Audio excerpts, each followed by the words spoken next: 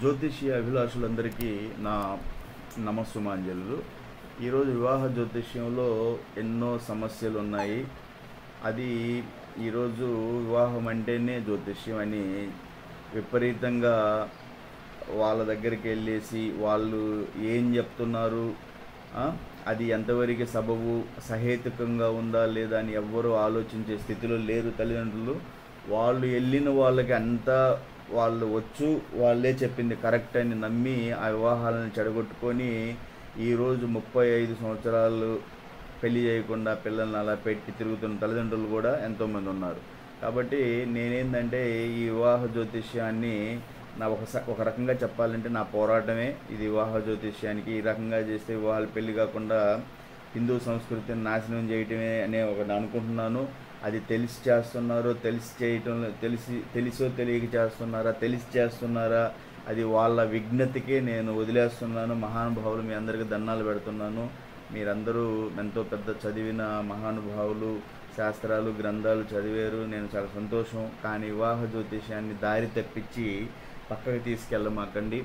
మీరు అందరూ గ్రంథాలు చదివి ఉంటారు. ఆ గ్రంథాల్లో ఎన్నో క్లియర్గా రాశారు మహానుభావులు. బృహత్పరాశర శతకం అని కానీ, సర్వార్థ చంద్రిక, ఇలా రాసినటువంటి ఎంతో మహానుభావులు గ్రంథాలు మీరు చదివి ఉంటారు. కానీ నాకు తెలియంది ఏంటంటే వివాహం అంటే ఒక కారణం చెప్పేసి వివాహాన్ని చెడగొట్టడం, అందులో అష్టగుణ కూటమి ఆ 8 కూటంలోనే వివాహాన్ని రకరకాల కారణాలు చెప్పేసి ఆపేస్తూ ఉన్నారు. అసలు ఈ గుణకూటమి అంటే ఏంటిది, ఈ గుణకూటమిలో ఎందుకు గుణకూటమి చూడాలి, అది అవసరమా అని ఇంతకుముందు నేను చెప్పాను క్లాసులో.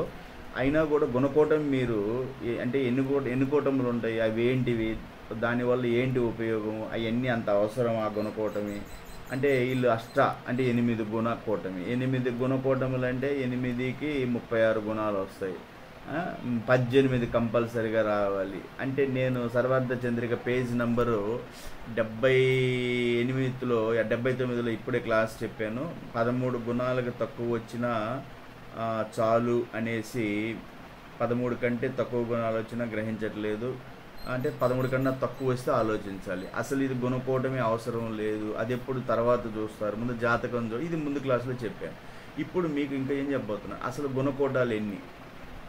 ఈ ఈ ఈ గుణకూటాల్లో 18 గుణకూటాలు, వధూవరుల పొంతన కూటాలు 18. అయితే వీళ్ళు 8 చూస్తున్నారు.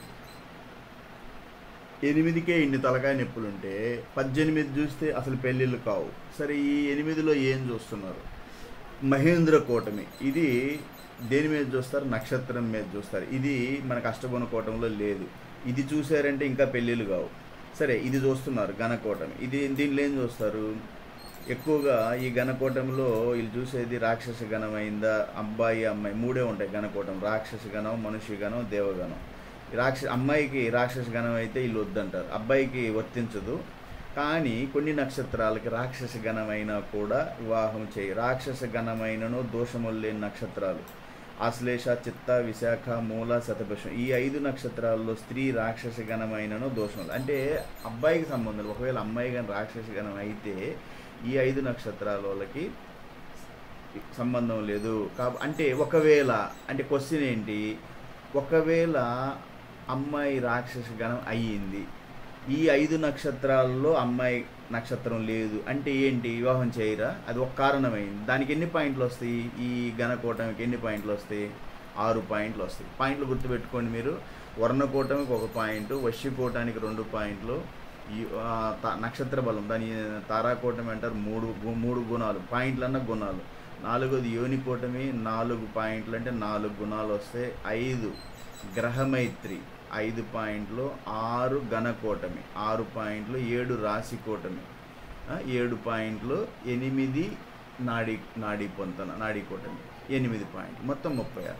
ఈ గణకూటమి ఒకవేళ అమ్మాయిది రాక్షస గణం అయ్యింది అంటే చూడండి, ఆ నక్షత్రాల్లో చూడండి, నేను చెప్పి ఈ నక్షత్రాల్లో 5 నక్షత్రాలే కాబట్టి చాలా వరకు ఉంటే అది మినహాయింపు జరుగుద్ది. లేదు ఒకవేళ ఈ గణకూటమిలో దోషం అంటే గణకూట దోషం అంటే అమ్మాయికి రాక్షస గణమైంది అంటే ఆ 6 పాయింట్లు మైనస్ అవుతాయి 36కి. అప్పుడు 30 అవుతాయి కదా. 30 ఉంటాయి. ఇంకా 30లో కొన్ని కూటములు కలవకపోతే 20 దాటుతాయి. భయపడాల్సిన అవసరం అంటే ఒక కారణం. ఒకవేళ ఎవరన్నా మీకు చెప్పి ఘన కూటమి కలవలేదు, రాక్షస ఘనమైంది వద్దు అన్నారనుకోండి, నాకు భయపడకూడదు. దాని వచ్చే పాయింట్లు 6 అవి తీసేస్తే మిగతా కూటములు చూడండి. ఇప్పుడు ఒకవేళ ఈ ఘన కూటమి కలవలేదు, పోతే యోని కూటమి కలవలేదు అంటే అప్పటికి ఎంత? ఇది 4 పాయింట్లు, ఘన కూటమి 6, 6 4 ఎంత? 10 పోతే 36కి ఇంక 26 ఉన్నాయి కదా. అలా ఎందుకు భయపడుతున్నారు? అసలు ఈ పొంతన అనేది అనవసరము. ముందు జాతకాల్లో చూడాలని క్లియర్గా నేను చెప్తానే ఉన్నాను. తర్వాత మిమ్మల్ని ఎక్కడ భయపడుతున్నారు? యోని కూటమిలో ఏమంటారు? అమ్మాయి పులి అయింది, అబ్బాయి ఆవు అయ్యాడు అంటే వైరు జంతువులు. లేదా అమ్మాయి ఎలిక అయింది, అబ్బాయి ముంగిస ఏమన్నాడు ఎలిక పిల్లి అయ్యారు, అవి వైరు జంతువులు. లేదంటే పాము ముంగిస అయ్యారు. ఇక్కడ ఒకవేళ అయ్యారు, ఏంటి భయం? 4 పాయింట్లు దీనికి యోని కూటమికి. 4 తీస్తే 36లో 32. ఇంకొక కూటమి పోయినా నష్టం లేదు. 32 నాడీ పొంతన తీసేయండి, ఏమవుతుంది? నాడీ పొంతనలో పోతే ఎంత? 8 పాయింట్. 32లో 8 పోతే 24. ఎందుకు భయపడాలి? ఇవన్నీ నెక్స్ట్ వచ్చేసి ఈ స్త్రీ దీర్ఘ పొంతన గురించి మీకు చెప్పాను. అది అష్టగుణ కూటంలో లేదు, దాన్ని సపరేట్గా చూస్తారు. స్త్రీ దీర్ఘ పొంతన అంటే అమ్మాయి నక్షత్రానికి అబ్బాయి నక్షత్రానికి లెక్కేస్తే 13 దాటితే మంచిదని, 7 13 మధ్య నుండి బాగుండు మీడియం అని, 7కు తగ్గితే బాగుండదు. ఒకవేళ అలా స్త్రీ దీర్ఘ పొంతన దోషం ఉందని ఎవరన్నా అన్నారు అనుకోండి, దానివల్ల నష్టం ఏంది? దీనివల్ల ఒక కారణం వల్ల వివాహం, నేను చెప్పాను, ఒక కారణం వల్ల వివాహం ఆగకూడదు. ఎన్నో 10 ఆ వివాహం ఆపాలంటే 10 కారణాలు చెప్పగలగాలి. తర్వాత నాకు చాలామంది చెప్పారు రజ్జు దోషం ఉంది సార్, రజ్జు దోషం అన్న. రజ్జు దోషం దేంట్లో? నక్షత్రాలు చూస్తారు. 5 రజ్జుల గురించి చెప్పాను. శిరోరజ్జు, కంఠరజ్జు, ఉదరరజ్జు, కటిరజ్జు, పాదరజ్జు. నక్షత్రాలను బట్టి ఏకరజ్జులోకి రాకూడదు అంటే 2 నక్షత్రాలు ఒక రజ్జులో ఉండకూడదు. ఉంటే ఏంటి? రజ్జు దోషం. అది దానివల్ల ఒక కారణమే కదా. అలాంటి 10 కారణాలు చెప్పాలి. ఈ వశ్యకూటమి, వర్ణకూటమి వీటికి సంబంధం అసలు వాల్యూ లేదు. వర్ణకూటానికి ఒక గుణము, వశ్యకూటానికి 2 గుణాలు, పెద్ద ఈ సంబంధం లేదు. రాశి, ఇది ఎక్కువ రాసుల్లో జడగొడుతున్నారు. నిన్న నాకు ఫోన్ చేశారు, ఒక రాసులు కలవలేదు సార్, ఏమైందని? షష్టాష్టకం అయింది. షష్టాష్టకం అయితే ఏమవుతుంది? షష్టాష్టకం అంటే ఏంటి? 6 8 కాంబినేషన్. నేను చెప్పాను, షష్టాష్టకం అయినా, నవపంచకం 9 5 కాంబినేషన్ అయినా, 2 12 కాంబినేషన్ అయినా మీరు భయపడకూడదు. షష్టాష్టకం అంటే ఏంటి? అవన్నీ రాశికూటంలోనే కదా. షష్టాష్టకం అయినా 6 8 కాంబినేషన్ షష్టాష్టకం అంటారు. నవపంచకం అంటే 9 5 కాంబినేషన్, 2 12 కాంబినేషన్. అంటే అమ్మాయి రాశి నుంచి అబ్బాయి రాశికి లెక్కేస్తే చూస్తే 6 8, అమ్మాయి రాశి నుంచి అబ్బాయి రాశి 6 అయ్యింది, అబ్బాయి రాశి నుంచి అమ్మాయి రాశి 8 అయింది, అప్పుడు 6 8 అయింది. నవపంచకం 9 5 కాంబినేషన్. ఎప్పుడు అమ్మాయి రాశి నుంచే లెక్కేస్తారు. అమ్మాయి రాశి నుంచి లెక్కేస్తారు, రాశి అయినా నక్షత్రం అయినా. అమ్మాయి రాశి నుంచి లెక్కేస్తే 9, అబ్బాయి 9 అయ్యాడు. అబ్బాయి నుంచి లెక్కేస్తే అమ్మాయి 5 అయింది, అప్పుడు నవపంచకం. నవ అంటే 9, పంచకం అంటే 5. పోతే నెక్స్ట్ వచ్చేసి 2 12 దీనికి రాశికోవడానికి ఎన్ని పాయింట్ల గుణాలు వస్తాయి? 7 తీసేస్తే 36లో 7 పోతే 29 ఉన్నాయి. ఇంకెందుకు భయపడాలి? ఆ రాశికోవటం మిమ్మల్ని ఎందుకు భయపడదు? అది అయినా కూడా దాని షష్టాష్టకం అంటే శుభమా అశుభమో చూడండి. ఒకవేళ అశుభం అయింది వదిలేయండి, దాని పాయింట్లు 7 పోతాయి అంతే. 36 7 పోతే 29 ఉన్నాయి కదా, ఇంకా భయపడాల్సింది. వేద నక్షత్రాలు, ఇది అసలు ఈ టాపిక్ వేస్ట్. నక్షత్రాలు కలవటం లేదు, కలవకపోతే తీసేయండి, ఏమవుతుంది దానికి. పోతే నక్షత్ర కూటానికి ఎన్ని పాయింట్లు వస్తున్నాయి? 3 పాయింట్లు వస్తున్నాయి, తీసేయాలి. ఇది గుణపంతంలోనే కదా. నాడీ పొంతన కలవలేదు. ఆది నాడి, అంచెనాడి, మధ్యనాడి, ఏకనాడి కాకూడదు అంటారు అమ్మాయిది అబ్బాయిది. అయితే ఏమవుతుంది?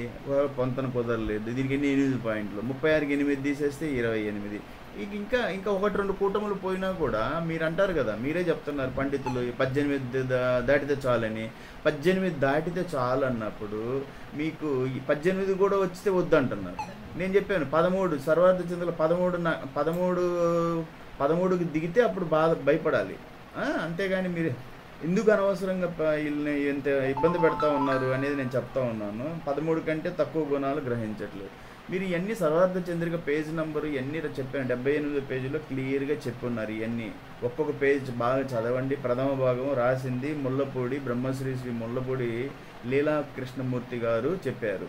చాలామంది చెప్పారు శ్రీ దీర్ఘ పొంతన అంటే నా భయపెడతారు సార్ అంటే చెప్పాను. 13 నక్షత్రాలు పైబడిన శుభం. దీని స్త్రీ దీర్ఘ పొంతన అంటే అమ్మాయి నక్షత్రం నుంచి అబ్బాయి నక్షత్రాన్ని లెక్కేస్తే 13 పైన ఉంటే బాగుంటుందంట. లేదు అయితే ఏంది భయం? ఎందుకు? కింద ఉంటే నష్టం ఏంది? దానివల్ల ఒక కారణం చేత వివాహం ఎందుకు ఆపుకుంటున్నారు? ఇవన్నీ చాలా బాధాకరమైన విషయాలు. ఈ రకంగా చేస్తే